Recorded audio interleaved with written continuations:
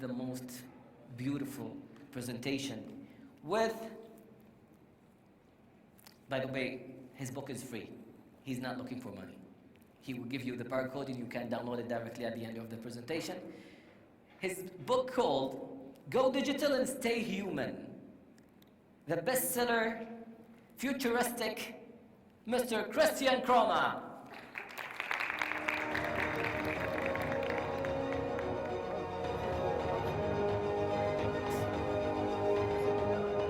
Thank you for this wonderful introduction, and thank you for having me here and giving me the opportunity to speak about a subject which I'm deeply passionate about. And that subject is the future. And if we really want to understand the future, where we are going as a mankind, we also have to understand where we come from. So during our presentation, also a bit of history. Because not that long ago, we human beings lived in a world which was not bigger than the eye could see. Our world was not bigger than our feet can bring us. And change happened very slowly, on a local scale. Sometimes it took many generations for small changes to take effect. And that was okay. We lived in a stable and predictable world. But today, we live in a completely different world. We live in a world that is highly connected with smart technology. And if something happens on one side of the world, we will know it on the other side within minutes or seconds. And changes are not happening on a local scale anymore, they're also happening on a global scale. And they don't take generations to take effect, they take years, months, sometimes weeks to take effect. And it's going faster and faster. We see the convergence of multiple exponential technologies, as we have seen in the recent presentations. AR, VR, augmented reality, artificial intelligence, blockchain technology, all these things are coming together. And if you would ask me as a futurist to paint a picture of how the next 5 or 10 years may look like, then I will paint a picture like this. I truly believe that a big tidal wave, a big tsunami of digital disruption, of change is coming at us. It's coming at us really, really fast. And for many organizations and for many individuals as well, this is a very scary thing, because imagine you're in a boat in front of this wave and you look out of your porthole and you see this wave of change coming at you. Then you feel scared. People are scared. But it's all a matter of perception, because there are also people, they see this wave as an opportunity. They think, okay, wow, if I can use this wave of technological advancements, if I'm exactly at the right spot, at the right time, I can use this wave to make exponential speed. And this is exactly what the disruptors of today are doing. Companies that gain millions or sometimes hundreds of millions of customers in a couple of years' time. They use this wave as a tool and used it to gain incremental speed. So I did a lot of research into disruption. How does it happen? What drives it? And as a tech entrepreneur, I thought technology was the big driver, but it isn't. Disruption is all about human empowerment, enabling ordinary people to do extraordinary things. And that is why these companies can grow so extremely fast, because everyone wants to be empowered as an individual. And if you really understand this and you use technology to empower people, then you're able to disrupt, then you're able to ride this wave of change, this wave of technological empowerment. What I also found out is that disruption is traveling like a chain reaction. It's going from one industry to the other. It happens somewhere in Silicon Valley, or here in Arabia, or perhaps in China, and then it copies to other industries, to other countries, really, really fast. I think everyone can remember the time when, if you want to buy a song, a piece of music, you have to go to a music store. And you have to wear a headphone. And you browse to the CD or the LP, and if you liked it, you have to buy the entire album. But at the same time, there was a company, there was a guy that said, we can do this differently. People want to download individual songs from the cloud. And Steve Jobs on stage introduced iTunes and the iPod and the iPhone. And they disrupted the entire music industry within a couple of years' time. But not long after that, there was another company. And that said, okay, 1,000 songs in your pocket for 99 cents each, that's quite expensive. We offer you 40 million songs in your pocket for $9.95 a month. And this company is called Spotify, and there are many, many others. So even the disruptors are being disruptors. It's going really, really, really fast. And also non-digital industries are disrupted. I was speaking to a guy which owns a couple of body shops in the Netherlands. And they repair cars after they've been affected by an accident. And he told me, okay, we are an analog company. We don't use technology, so we are not afraid of this wave. We don't have to adapt because it won't hit us. I'd say think again, because every big car manufacturer, I mean, of course, the BMWs, the Audis, Teslas, they're all working on autonomous cars, cars that can drive themselves. So if you put a human being behind the steering wheel, on average, it makes an accident 1 in 100,000 kilometers. But now the first research shows us that autonomous cars can drive much safer than human beings. They only make an accident 1 in 10 million kilometers. That's a 99% reduction in the number of accidents. So yes, if you're in the body shop industry, repairing cars, or if you're in the insurance industry, these developments will impact your business. So it's going really fast and it will have very deep impact. And you can ask yourself, okay, if everything is moving so fast and it's affecting every industry, can we predict where technology is going? Can we predict how technology will affect our organizations? Can we predict how technology will affect our society, our jobs, and perhaps our personal lives? Well, I think that's possible. A couple of years ago, I made a discovery.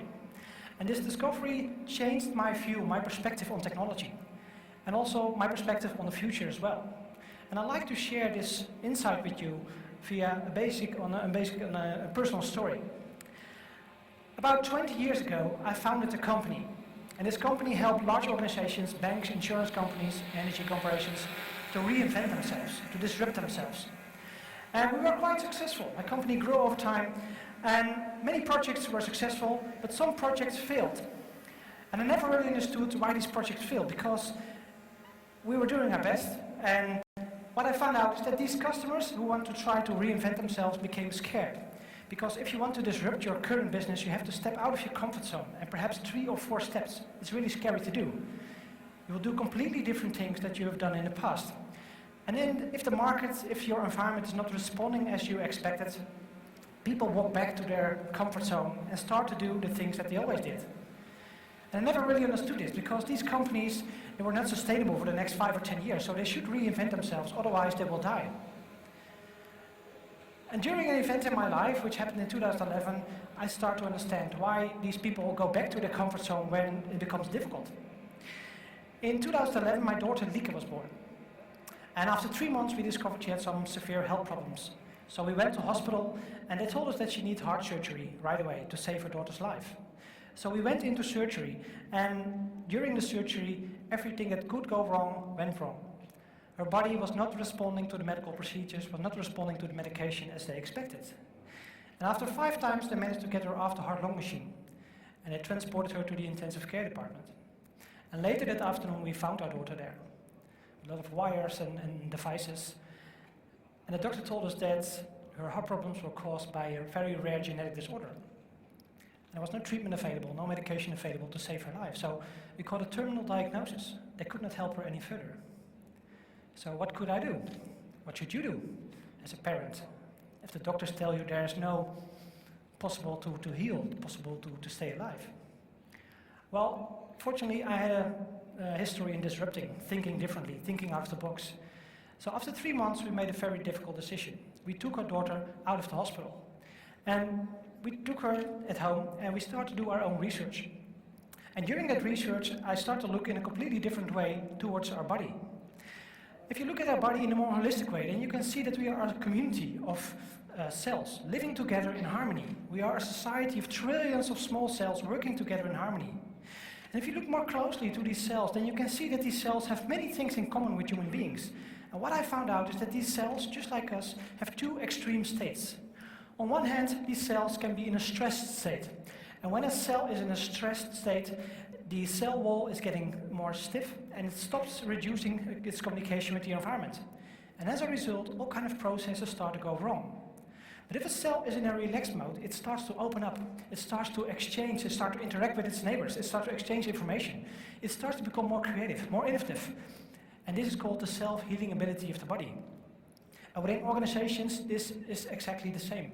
If you have a culture where there's a lot of stress, people turn inwards and they reduce their communication. But if there's a culture where people can be themselves and become more creative, then innovation starts to happen. So, based on these insights, we found a therapy, and it saved our daughter's life. Next week, she will turn 9 years old, and she's going to school, she's doing all kinds of sports, so she has a completely normal life. But it also gave me some other insights. As an entrepreneur, I was helping large organizations to reinvent themselves. And what I found out is that if you look more closer to those cells and how those cells solve problems, then we can learn a lot from that. Cells, just like us, are multiplying and they are growing in number. And if you look at the human body, then the human body is a community of trillions of cells. And we are not just a bunch of cells working together. I discovered that there are multiple level systems, technological, biological systems that help our body to thrive. And if you look at those systems, on the bottom layer you have cells. Cells which are specialized tissue or brain tissues. And these cells are communicating with each other at the speed of light. If you look one level above, there's the vascular system and the organs, which are supplying all the cells in the community with nutritions and building blocks. The third layer is about the nervous systems, connecting all the senses and all the parts of the body together to have efficient information supply. And on top of that, we have the reptile brain. And the reptile brain is automating all the internal processes. So if you wake up in the morning, your heart is already beating, everything is working fine. On top of that, we have the limbic brain, which is also called the social brain, which helps us to have feelings and emotions. And the big brain, the neocortex brain, helps us to learn and adapt in real time. And finally, we have the prefrontal cortex, which is in the front of your head. And this helps us to imagine things, to develop language, all these skills. So what I found out is that there are 7 steps, and these steps are repeating itself now, but not in biology, but in technology. So that makes it predictable where we are going. The first big technological wave was all about interaction. People start to develop language. In the agricultural revolution, people start to build bigger villages. Because we have language, we can create bigger communities. And what you can see is that human beings solve this problem exactly how cells are solving this problem. Eukaryotic cells are basically the building blocks of a human body. The second big technological wave is all about infrastructure. It's about creating a vascular system and a digestive system to transform raw materials into iron for railroads and oil pipelines and the energy grid eventually. And this is Berlin by night, and on the top layer you can see a vascular system within an organism. You see the same visual structures appear. The third big wave was all about information. When we invented electricity, we started to send messages from one side of the world to the other side. And there was the telecom revolution. We started to use microphones, cameras to create radio, television, all these things. The fourth big wave was about instinct. There was so much information flowing over these systems, we started to develop technology to automate all that information. Companies like IBM and Microsoft start to develop chips, operating systems and software that automated all the internal processes. It's like the reptile brain. And in 1995, the fifth wave started. It's all about imitation. The internet became mature and we start to upload all kinds of information. We start to share information, upload videos, text, movies, all these things. And we start to learn from each other. And now we are entering the sixth wave, which is all about intelligence. Artificial intelligence in the cloud, self-learning computers, neural networks. And the last wave, which will start, I think, in 7 or 8 years from now, will be about holographic computing. It's like the prefrontal cortex, but then for society. So this technology will help us to envision things, to create a universal language, so that we can co-create on a global scale. So basically what's happening is that these waves are evolving, and they are getting shorter. So each new technological wave is getting shorter, but the impact is getting higher. And the next 2 waves, the impact will be even higher. The last 20 years, when this internet became mature, took about 20 years. And a lot changed since 20 years ago. But in the next 10 years, when AI wave will come in the other direction, we will have even more change. Because each wave is like a launching platform for the next wave. So it will go faster and faster and faster. And these are the corporate organisms that came out of these waves. The Googles, the IBMs, and the telecom companies. And what I discovered is that this pattern is not repeating itself on a biological level and a technological level. It's repeating itself on every building block of our society, of our universe. So organizations are built from organisms. Organisms are built from cells. Cells are built from molecules, atoms, particles, and light eventually. And there was one scientist which found that within these stages we have 7 of these development curves. So if you put those things in a matrix, then you can make predictions about where technology is going. And the interesting thing is that these 7 waves also correspond with the 7 layers in the Maslow pyramid. Is someone familiar with Abraham Maslow? The hierarchy of human needs, yes. So basically this pyramid, the bottom layer is about surviving, eating, making fire, but the top layer is about self-actualization. And what technology basically is doing, it's automating layer for layer, and it's making a commodity of each layer. And it's pushing humanity upwards in a pyramid. And this is, I think, where we are going in the next 10, 20 years. From aesthetic needs, creating beauty, order and symmetry within our society, towards self-actualization. So I truly believe that the next big business will be education. The biggest businesses in 10 or 15 years' time from now will be in the educational space. We are moving here from a fragmented society where it's all about competition and the I, the self. We are moving towards society what is all about relations, about synergy, about collaboration. And this will happen in the next 10, 20 years already. And this space on top of it, this is where education will create a huge demand. Because I believe that eventually 11, 12 or 13 billion people will ask for education. Not for 5 or 6 years in their life, their entire life. So I believe that this will be the biggest business in the world in 1 or 2 decades from now. So what we see is that these big disruptive companies are already using these platforms because technology is automating a layer, a human need, and then making a commodity from it.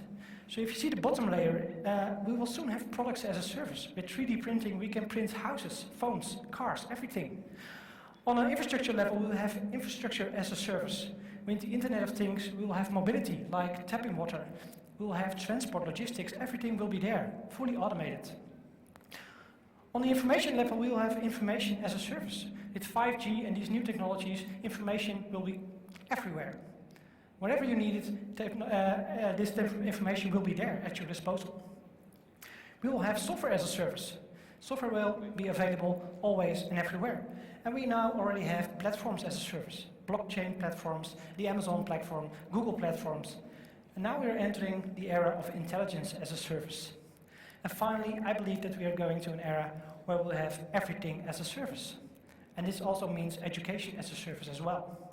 So machines will take care of the what, machine will take care of the how, and the human domain will be the domain of the why and the who. And I believe that education should focus on that area, not on the bottom part, because this will be automated very soon. So I believe that education of the future is not per se a school or a separate entity in our society. It will be fully integrated into our society, into organizations. And it will start with the me, with the individual, with people. I think the remote has some problems, so we're pressing really hard. I think the first thing to look at is, what is the purpose of people? And if you know what your purpose is, what makes your eyes twinkle, what makes your heart tick. And if you know that, you can develop the skills to lead a fulfillment life. And finally, you need matchmaking between people. Matchmaking to connect people, to create teams which will outperform traditional teams because they are fully matched with each other. And finally, we will have decision-making, flow decision-making units using smart technology. Because if you have 1,000 or 10,000 people together, decision-making becomes a thing, it becomes difficult. But with the use of smart technology, like hive mind technology, artificial intelligence, we can create new kind of organizations. And finally, what you get out is performance. I really believe if you align people with who they truly are, performance is what you get out. You don't have to push people anymore with KPIs or stuff. And technology is enabling us to create more complicated organizations. As you can see on the left side, these are the technological waves. And with each new wave, the complexity of organizations increases in tenfold. So the first organizations, the first villages, were 300 or 400 people. Henry Ford was already very happy in the Industrial Revolution when he was able to manage 3,000 or 4,000 people in his factories. AT&T, a big telecom company, was already very happy when he was able to manage 30,000 or 40,000 people using the telephone and the fax. IBM in the automation revolution was already very happy when they were able to manage 400,000 or 500,000 people worldwide using smart automated technology. And now we have companies like Uber. And with Uber, they're working 3.8 million taxi drivers. And they're not sitting in a building somewhere in the US, no, they're working all over the world, controlled by smart algorithms and smartphones. And I believe that we are moving towards a new era, where organizations can reach a complexity of almost 40 million people, and eventually organizations of 400 million people. And they start to look like swarms of birds, like superorganisms. And this is basically what is happening, what technology is enabling us. It's empowering us, but it's also uniting us to act like one single organism. And if you look at birds, for example, there's a lot of research, and these birds are looking towards 7 other birds in the area. And they fly at the same speed, in the same direction, and they don't collide. Those are the 3 basic rules. And if you obey those rules, then you're able to create organizations that look like this. A group of individuals that is connected by smart technology in real time, which is able to learn and adapt in real time. So traditional organizations, when we want to change, we have a chain of command which takes 3 or 4 months. And after those 3 or 4 months, we have a decision and we can make a small change in the company. But these new competitive companies will be able to learn and adapt in real time. And the Max Planck Institute in Germany, they did a lot of research. And what they found out is that these superorganisms are 99% more effective in solving problems or getting out of danger. So I think these kind of organizations are very promising. And these new technologies enable these kind of organizations. And I believe that organizations of the future are like an orchestra. Many individuals playing their individual instrument with passion. And the algorithm is like the conductor. It's getting people at the right time, at the right place, to let them contribute to a big harmonic symphony. So I think education also needs to prepare people for a different kind of mindset. It's not about hard skills anymore, it's about soft skills, about adapting and getting in tune with your neighbors, like those birds. So let's focus on the next big wave. We have seen technology evolving in the last 10, 20 years. Things like the iPad Pro, it's a very piece of high-tech technology, but it feels almost like a piece of paper. You can write on it, you can do things with your fingers. But if you look inside, then you can see that the chips inside evolve exponentially. So it's called Moore's Law. They are doubling every year in price-performance ratio. And this graph is from Ray Kurzweil. He's one of the futurists at Google. And he's very good at implementing that Moore's Law, so predicting where technology will be at a specific time and date. So what he's predicting in 2024, for $1,000 US, you can buy a chip that has the same amount of processing power as the human brain. But in 2038, a couple of years later, for the same amount of money, you can buy a chip that can process the same amount of information as all the human brains combined. And this is mind-boggling. This is way beyond our current imagination. But this will happen in 10, 15 years from now. So it's really close. So the wave is coming. And every big tech company currently is developing chips which are focused on processing neural networks. And these chips are much faster developing than the Moore's Law is predicting, because the Google chip from last year and the new version is 8 times faster than the last year version. So it's going really, really fast. And I want to talk about artificial intelligence. Many people think about these kind of pictures, the Terminator or the Matrix. But we all know that artificial intelligence, our computers are not that intelligent. If you have worked with Microsoft Office, I think these paper clips popped up sometimes. Our computers are not really intelligent. But the steps that they are currently making are massive. And the funny thing to see is that artificial intelligence is evolving in the same way as human beings, our brains are evolving.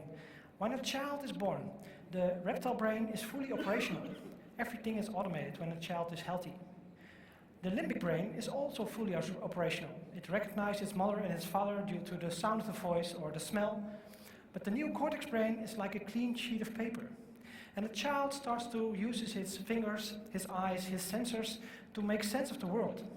And when it makes sense of the world, when it starts to understand the world, it starts to move, first crawling, then walking.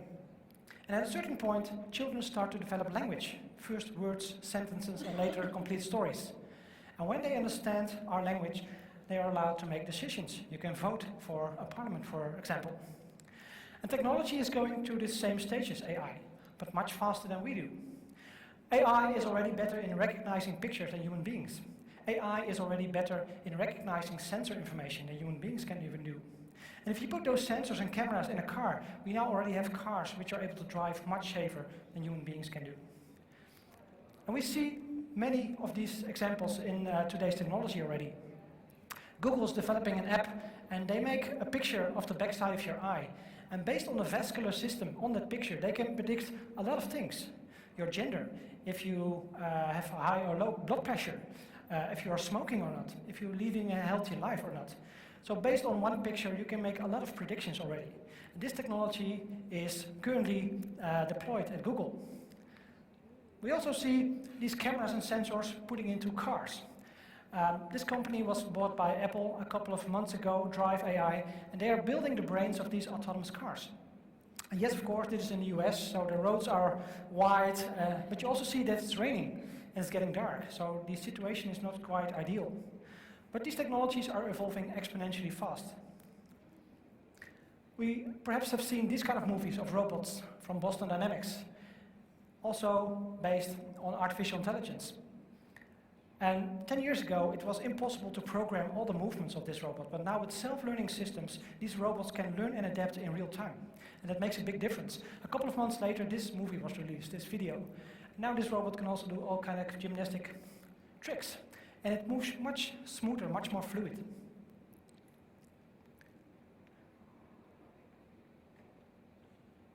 And it's really amazing what they have achieved in a couple of months' time. The progress is enormous. And in Germany, there's a company that uses this technology to cook your meal, a star meal, for example. So this company, Molly, they developed a robotic system which can cook a meal. So a chef cook is cooking a meal. This system is recognizing all the things that the chef cook is doing, and it transforms it to a menu. And you can download that menu, and it will cook the meal for you, a star meal.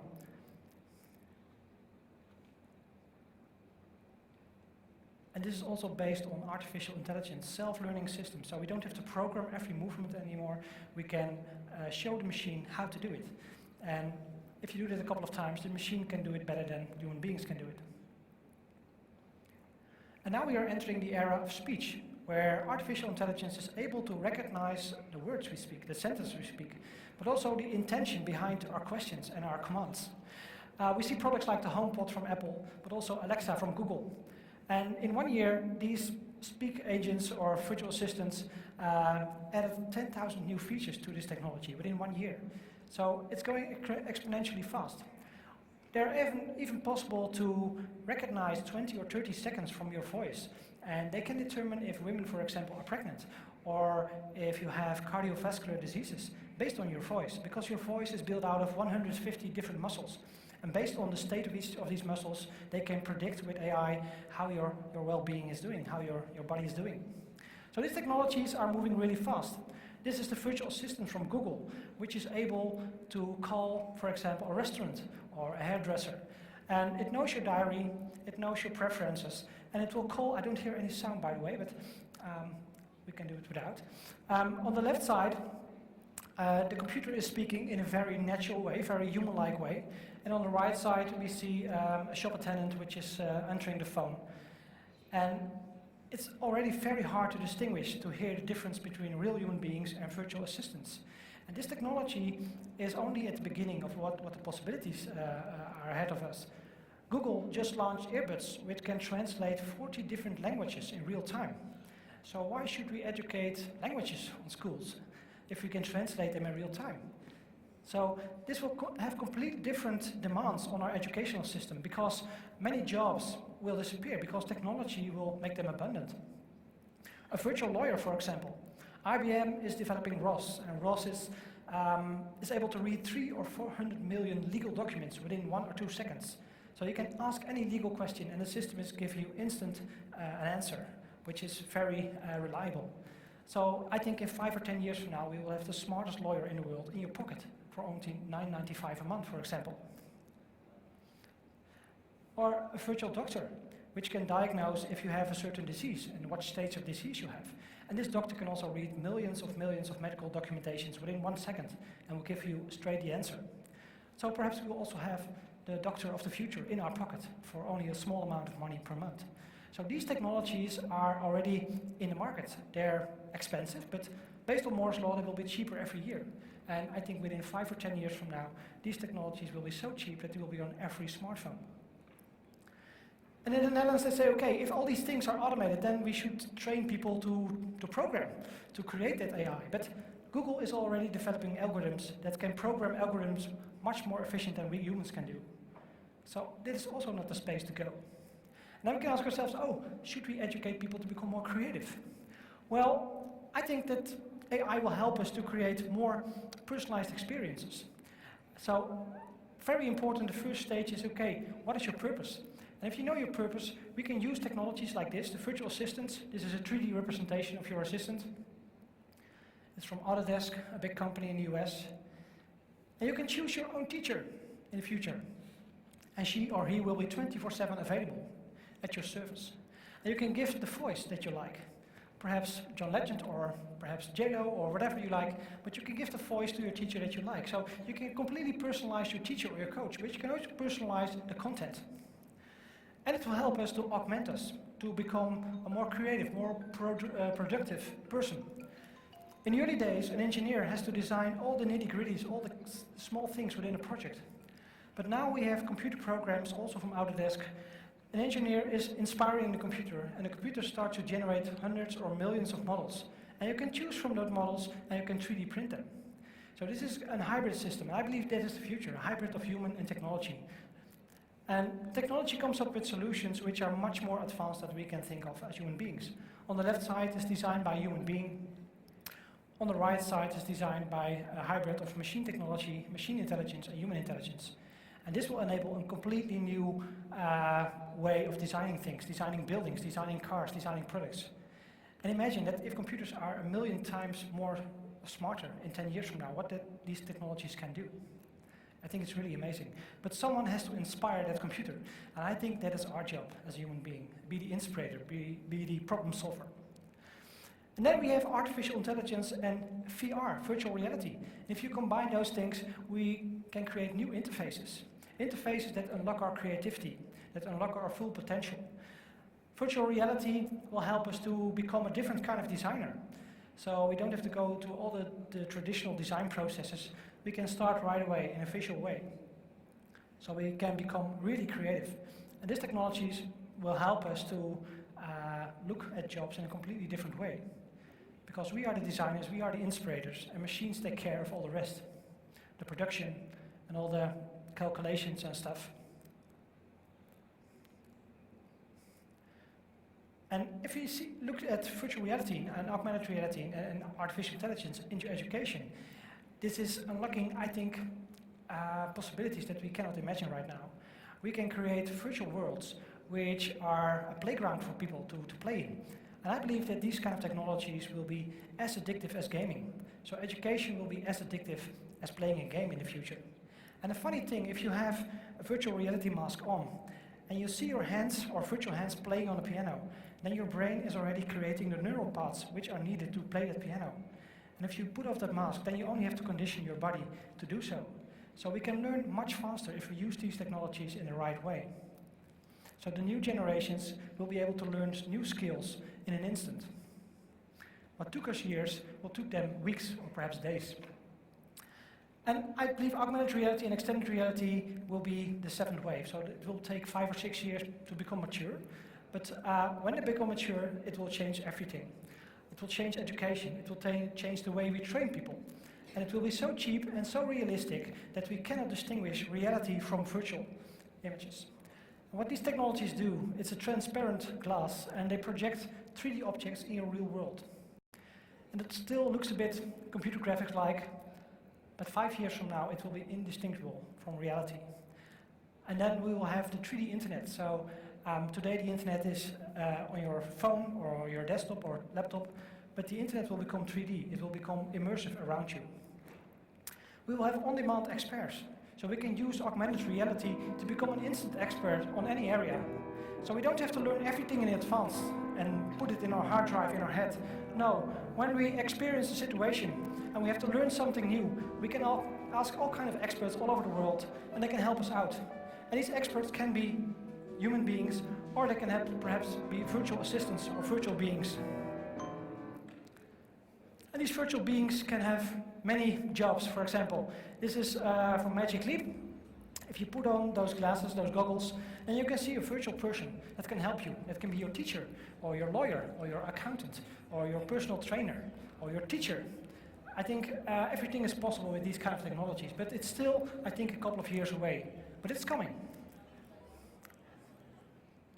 And we have virtual classrooms and virtual environments, We already saw it in the previous presentations, but these kind of technologies, which look still a bit bulky and they're quite expensive, but they will be cheaper. And then they will replace, I think, our smartphones, and it will be our preferred communication device. So you can work with people all over the world, you can attend classes all over the world, still from the comfort of your home, or your coffee shop, or wherever you are. If you put on those masks, you can attend a lecture in Hong Kong, or in China, or in the US, or in the Netherlands, for example. Hey guys, how awesome is... So you might ask yourself, okay, if all these technologies become smarter, become cheaper and more efficient, what will be the impact on human beings? Well, if you look at our current economy, almost 80% is based on hard skills. Our education system is based on learning those hard skills, which you can do the rest of your life until your golden watch. But technology is very good at automating those hard skills. There was a lot of research, and many of the researchers say, okay, millions of jobs in the next 5 years will already be lost. So I believe that everything that can be defined by rules can be digitized and can be automated. And many jobs that we do are defined by rules.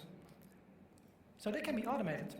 And machines will be much more efficient, much more reliable than we are. So we can ask ourselves, okay, what is left for human beings if all these technologies can automate the things that we do currently? Well, I think that everything that can be digitized and can be automated will be cheap and abundant. But things that are hard to digitize and hard to automate will increase in value. And I think those are the things which are more related to the heart, to the human being.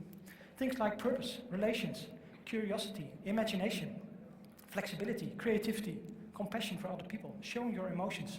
Those human things, I think those become more important in a world where everything can become digital. So in the end, our ultimate job will become human, a human being. So we should focus education on the things which are hard to digitize, hard to automate. And we should educate people to become creative problem solvers, inspirators, inspiring technology, inspiring other people to create a better world for all of us. Well, I wrote a book about this. You can download it for free if you like. There's multiple awards already. And if this keynote was a bit too fast for you, then you can download a package. If you scan the QR code, you can get a free copy of my ebook. You get the PDF slides of my presentation and also a future-proof scan. So if you scan this QR code and click on the link in your app, then you'll get an automated message. Well, I hope that inspired you a little bit to think differently about technology, different about our future, and I hope that everyone will help and use this knowledge to create a more meaningful future for all of us. Thank you.